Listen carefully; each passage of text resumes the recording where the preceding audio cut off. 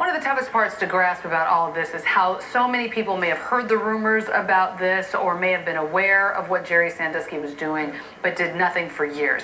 Mike Dilbeck is a national expert on bystander behavior and the founder of the...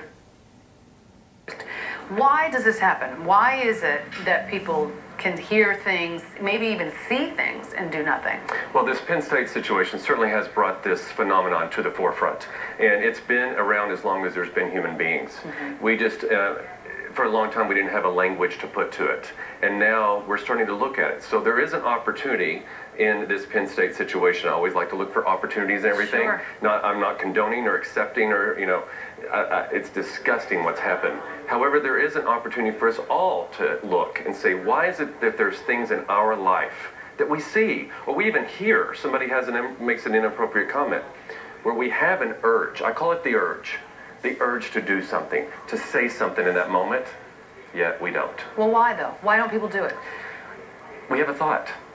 I had a conversation today with somebody and I said that and they're like, really, that's all? I'm like, yeah, it really is. It's not like a second thought, something says, no, you might not want to do that. Or you sure you want to jeopardize that?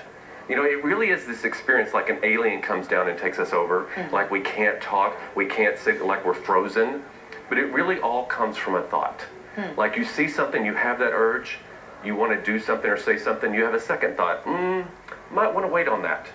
Might not want to jeopardize something that you have built up. Might not want to put the school at risk. Might not want to jeopardize your popularity. Or even your job. In a case like this, I just want to touch on the Penn State case a little bit more, because this is such egregious behavior. Yes. Does this sort of bystander activity happen across the board? Obviously, people knew about this, so it couldn't be much worse. But I mean, is this something that does, no matter how bad, murder or what have you, anything, and people will go into this line? This is what I say: very few things like this happen in a vacuum. It may happen between two people, but they tell somebody else, or somebody else knows about it. There's very few things you see even on the news, or you hear about in daily life, that happens in a vacuum. Other people know about it. Other people see it. And it is a spectrum. It's anywhere from an offensive comment, an offensive joke being told in a group of people, all the way to murder.